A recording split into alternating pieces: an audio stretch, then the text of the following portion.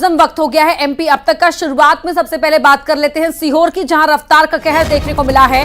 तेज रफ्तार बस पलटने से हादसा हुआ है। पहले एक बाइक से टकराई बस, उसके बाद पलट गई। हादसे में 4 लोगों की मौत हो गई है, 20 से ज्यादा घायल बताए जा रहे हैं। शाहगंज के धबोटा घाट की घटना है। बड़ी खबर आपको बता रहे हैं सीहोर से, जहां रफ्तार का कहर देखने को मिला है। तेज रफ्तार बस पलटने से यह हादसा हुआ। टीवी स्क्रीन पर आपके तस्वीरें आप देख पा रहे हैं एक्सक्लूसिव। सबसे पहले न्यूज 18 मध्य प्रदेश छत्तीसगढ़ आपको ये तस्वीरें दिखा रहा है। देखिए किस तरह से वहां पर लोगों की भीड़ इकट्ठा है। 4 की मौत इस हादसे में हो गई। बस ड्राइवर बस को काफी स्पीड में चला रहा था। ऐसे में बस पहले एक बाइक से टकराती है, उसके बाद पलट जाती है। यह हादसा होता है। 20 से ज्यादा लोग घायल बताए जा रहे हैं। 4 की मौत हो गई।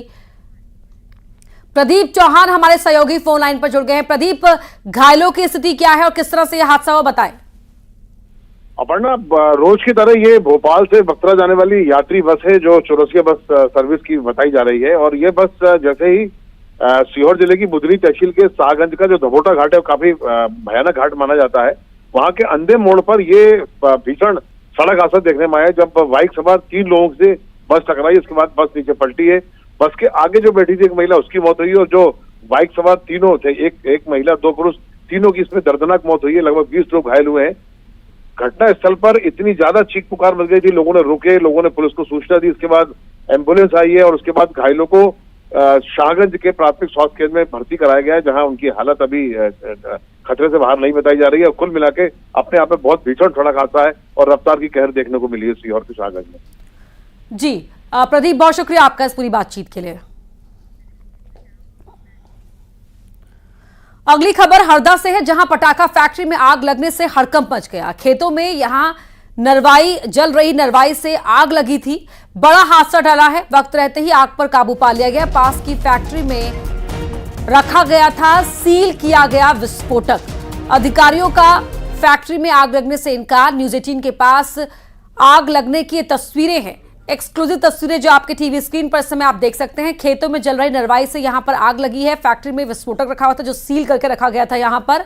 वक्त रहते गनीमत रही कि आग पर काबू पा लिया गया। हालांकि अधिकारी अब इनकार कर रहे हैं, लेकिन तस्वीरें आपके सामने है कि किस तरह से यहां पर आग लगी थी। पटाखा फैक्ट्री में आग से हड़कंप मच गया। खेतों में जल रही नरवाई से यहां पर आग लगी है। अधिकारी इनकार कर रहे हैं, लेकिन तस्वीरें टीवी स्क्रीन पर है। यह जानकारी डायल 100 के माध्यम से मुझे प्राप्त हुई और जैसे ही जानकारी प्राप्त हुई मैंने तुरंत मौके पे पहुंच के तस्दीक की। तो अभी आप देख रहे हैं बहुत सारे खेत हैं। हरदा में अभी मूंग की फसल कटी, तो नरवाई की जो खबरें आ रही हैं, नरवाई जलने की खबरें आ रही हैं, उससे मिस इन्फॉर्मेशन फैल रही है। ऐसी कोई भी चीज़ अभी नहीं हुई है और सब कुछ यथास्थित नॉर्मल है। प्रवीण तंवर हमारे सहयोगी फोन लाइन पर जुड़ गए हैं। प्रवीण, हरदा में जिस तरह से पटाखा फैक्ट्री में विस्फोट कांड हुआ था, जाने गई थी, उसके बाद भी लगता नहीं कि सबक यहां पर लिया गया है। किस तरह से आग लगी है यहां पर? जी अपर्णा जी, ये जो पूरा मामला है, ये जो घटना है, हरदा के रहटा खुर्द गांव की घटना। यहाँ पर जो पटाखा फैक्ट्री में जो विस्फोट हुआ था, उसके जो आरोपी थे राजेश, सोमेश, प्रदीप, उनकी यहाँ पर एक फैक्ट्री है। उस फैक्ट्री को हालांकि सील कर दिया गया था प्रशासन के द्वारा। और उसके पास में एक अन्य पटाखा व्यवसायी था, उसकी भी फैक्ट्री थी, उसे भी सील किया गया था।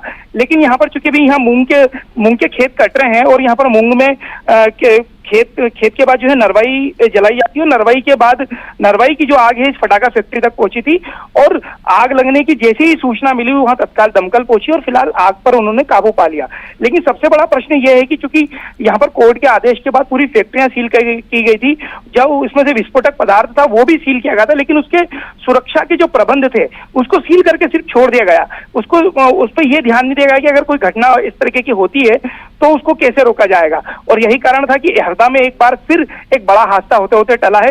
हालांकि हमारी जो वहां पर मौजूद अधिकारी थे, जो हरदा जिले के एसपी थे अभिनव चौकसे जी, उनसे जब हमारी बात हुई तो उन्होंने पूरी तरीके से इस घटना से इनकार किया।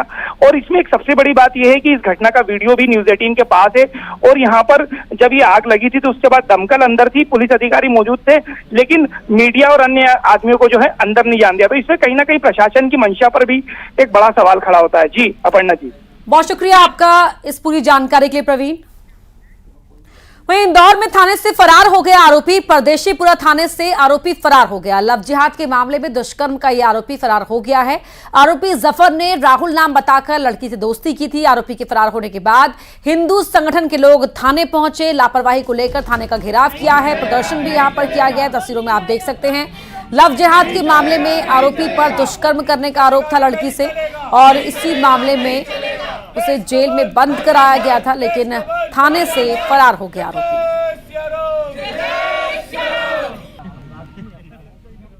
थाना परदेशीपुरा में एक 15 दिवस पहले एक जो कि दुष्कर्म का मामला पंजीबद्ध किया गया था। दुष्कर्म के आरोपी को टीम ने पकड़ने में सफलता प्राप्त की थी। उसे पूछताछ के लिए लाया गया था। तभी कल शाम को जो रोल कॉल चल रहा था, सारे कर्मचारी रोल कॉल में उपस्थित थे, गणना में थे। तभी पीछे से ये चूँकि सभी गणना में उपस्थित थे, ऐसे में वो आंख बचाकर वो धीरे से वहाँ से थाने से स्लिप हो गया। फिलहाल टीमें लगी हुई हैं, लगातार उसको सर्च किया जा रहा है। आरोपी का नाम जफर था, उसको लगातार तलाश किया जा रहा है। जल्दी उसको गिरफ्तार किया जाकर वैधानिक कार्रवाई सुनिश्चित की जाएगी। मिथिलेश हमारे सहयोगी फोन लाइन पर जुड़ गए हैं। मिथिलेश, थाने से आरोपी का फरार हो जाना वाकई सवाल खड़े करता है, और यहां पर इसीलिए हिंदू संगठन के लोग पहुंचे हैं प्रदर्शन करने के लिए। जी बिल्कुल सही कहा आपने कि अगर एक थाने से आरोपी फरार हो जाए तो सवाल तो उठेंगे, वो भी गंभीर सवाल, क्योंकि थाने से जो आरोपी फरार हुआ उसके ऊपर धार्मिक स्वतंत्रता अधिनियम और दुष्कर्म का केस दर्ज हुआ था। उसने हिंदू युवती से राहुल बनकर, हिंदू बनकर पहले दोस्ती की और उसके बाद शादी कर लिया। बाद में जब पता चला युवती को कि वो राहुल नहीं वो जफर है, उसने अपना नाम गलत बताया था। उसने जफर नाम छुपा कर राहुल नाम बताया, दोस्ती की, शादी की। उसके बाद वो थाने पे पहुंचती है, शिकायत दर्ज कराई जाती है।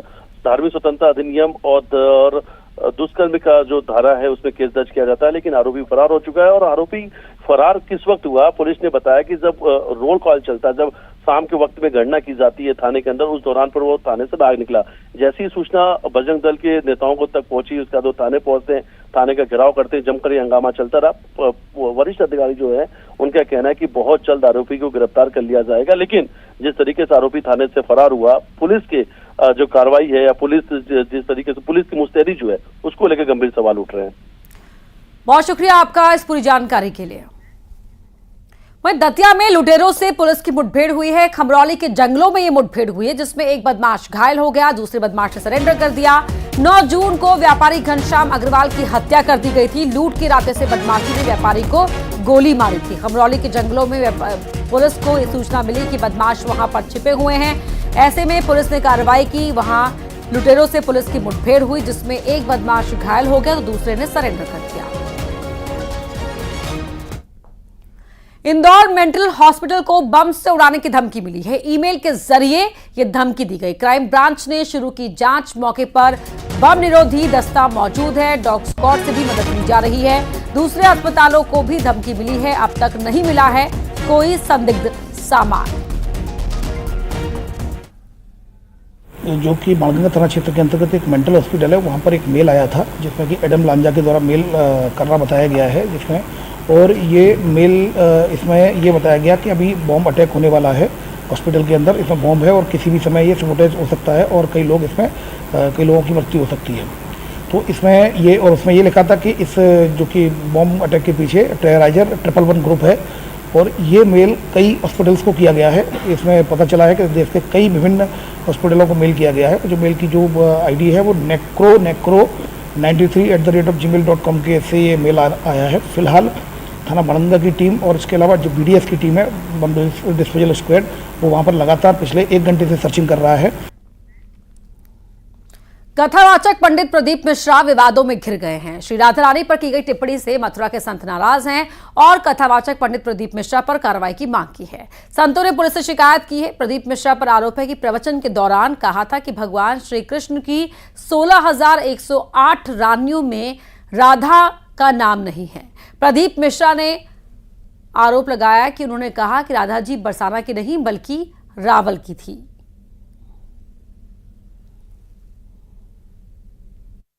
हम सब लोग आज SSP साहब के यहाँ FIR कराने के लिए, शिकायत दर्ज कराने के लिए यहाँ पर आए हैं।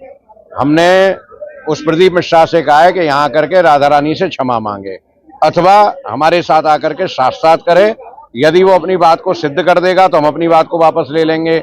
वो राधा कृष्ण को अलग अलग सिद्ध करने में लगा हुआ है। कृष्ण प्रेममयी राधा राधा प्रेममयो हरि जीवने निधने नित्यम राधा कृष्णो गतिर्ममः। राधा कृष्ण कभी अलग नहीं हो सकते। इनकी इन बातों से असंख्य लोगों के हृदय को आघात हुआ है। हम लोग बहुत दुखी हैं। जल्दी से जल्दी इसके खिलाफ कानूनी कार्रवाई होनी चाहिए। प्रसिद्ध कथावाचक हैं, उन्होंने श्री राधा रानी के ऊपर कुछ बातें कही हैं जो कि आपत्तिजनक है। इसको दृष्टिगत रखते हुए उन्होंने कुछ साक्ष्य भी उपलब्ध कराए हैं, पेन ड्राइव और कुछ स्क्रीनशॉट्स के माध्यम से। तो मेरे द्वारा एसपी देहात को इस प्रार्थना पत्र की जांच दी गई है और निर्देशित किया गया है कि जो तथ्य इनके द्वारा जो साक्ष्य दिए गए हैं उनका परिशीलन किया जाए और साक्ष्यों के आधार पर अपेक्षित विधिक कार्रवाई इसमें सुनिश्चित की जाएगी। मध्य प्रदेश में नर्सिंग कॉलेजेस पर सवाल उठे हैं। दरअसल नर्सिंग काउंसिल ने जीएनएम फर्स्ट ईयर की मार्कशीट कई कॉलेजेस को भेजी थी, लेकिन 13 कॉलेजेस में मार्कशीट लेने वाला कोई जिम्मेदार अधिकारी नहीं मिला। कॉलेज के पते पर मार्कशीट लेने वाला कोई स्टाफ नहीं मिला, इसीलिए सभी मार्कशीट वापस भोपाल भेज दी गई। मार्कशीट नहीं लेने वाले अधिकतर कॉलेज सुटेबल लिस्ट में शामिल हैं। इनमें एसआर नर्सिंग कॉलेज होशंगाबाद, अमलतास नर्सिंग कॉलेज देवास, संजीवनी नर्सिंग कॉलेज बड़वानी भी शामिल है। ऐसे में फिर सवाल उठ रहे हैं कि कहीं ये 13 कॉलेज सिर्फ कागजों में ही तो नहीं चल रहे। बता दें कि हाल ही में इस मामले में कई सीबीआई ऑफिसर्स की भी गिरफ्तारी हुई है।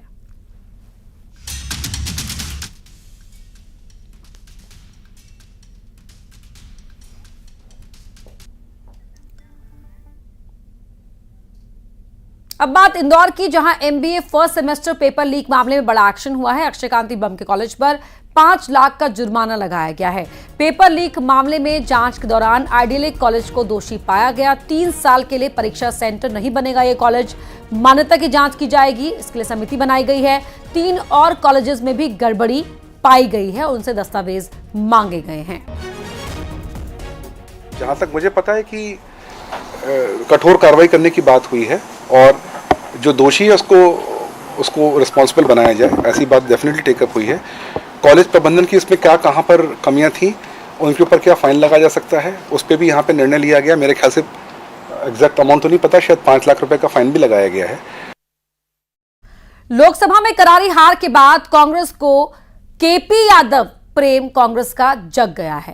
ज्योतिरादित्य सिंधिया के लोकसभा जाने के बाद राज्यसभा चुनाव को लेकर सज्जन सिंह वर्मा ने बयान दिया। उनका कहना था कि सिंधिया की जो सीट खाली हुई है उस पर केपी यादव को भेजना चाहिए। सज्जन सिंह ने कहा कि केपी यादव का टिकट काटकर बीजेपी ने अन्याय किया था, अब उनको राज्यसभा भेजकर न्याय करें। कमान से खासकर सिंधिया जी से कि ये प्रदेश हमारा है, मध्य प्रदेश, यहाँ के किसी नेता का हक मार के, क्योंकि राजगद्दी ने पहले तो केपी यादव जो राज्यसभा जो इस सीट से सांसद थे उनका हक मार के लोकसभा की सीट हथियाई। अब कम से कम केपी यादव जैसे गरीब को तो न्याय मिलना चाहिए, राज्यसभा में उसको भेज दें। शैलेंद्र भदौरिया हमारे सहयोगी इसी खबर पर लाइव जोड़ रहे हैं। शैलेंद्र, अचानक कांग्रेस को याद आने लगे हैं केपी यादव, उनका ये प्रेम जग गया है।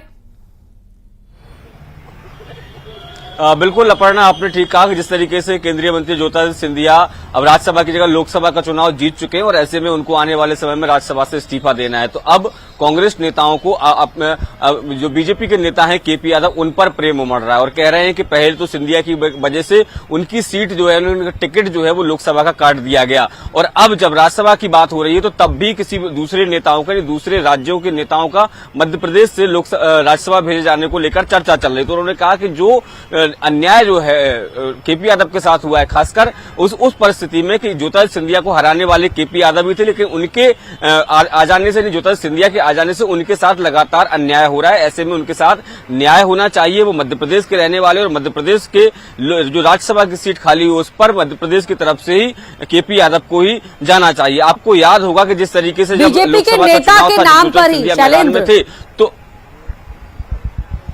बीजेपी के नेता के नाम पर ही बीजेपी को ही घेर रही है कांग्रेस।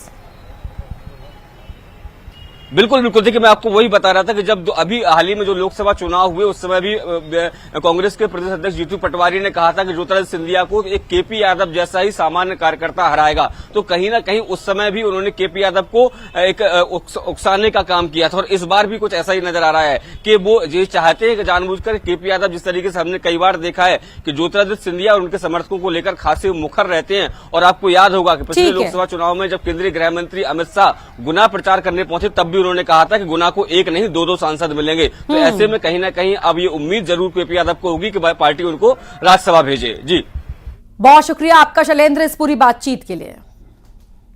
वहीं इंदौर और ऋषिकेश में ट्रेन में महिला के अलग अलग हिस्सों में शव मिलने की गुत्थी पुलिस के लिए अभी भी गुत्थी बनी हुई है।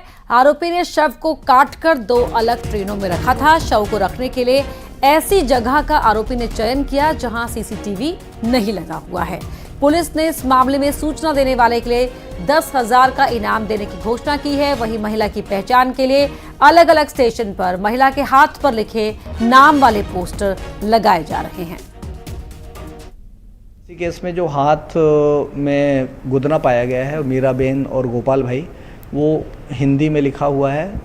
तो इसके संबंध में जब विवेचना की गई, तलाश पतासाजी की गई, गुजरात के लोगों से संपर्क किया गया तो उनके द्वारा जानकारी दी गई कि गुजरात में जो लिखावट होती है वो गुजराती में नॉर्मली होती है और तिरछी लिखी जाती है। ये बिल्कुल सीधी और हिंदी में लिखी गई है।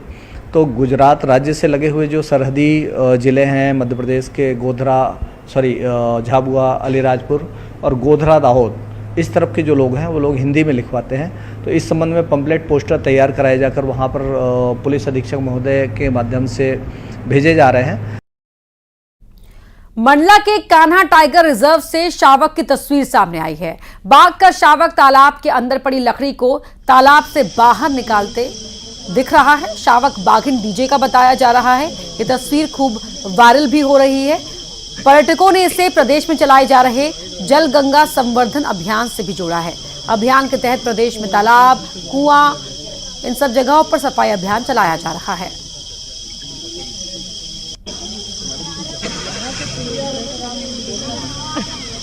तो लकड़ी निकालता हुआ ये शावक आपको नजर आ रहा है। इससे पहले भी तस्वीर आई जब बाघ पानी से प्लास्टिक की बोतल बाहर निकालते हुए देखा गया था। और अब ये तस्वीर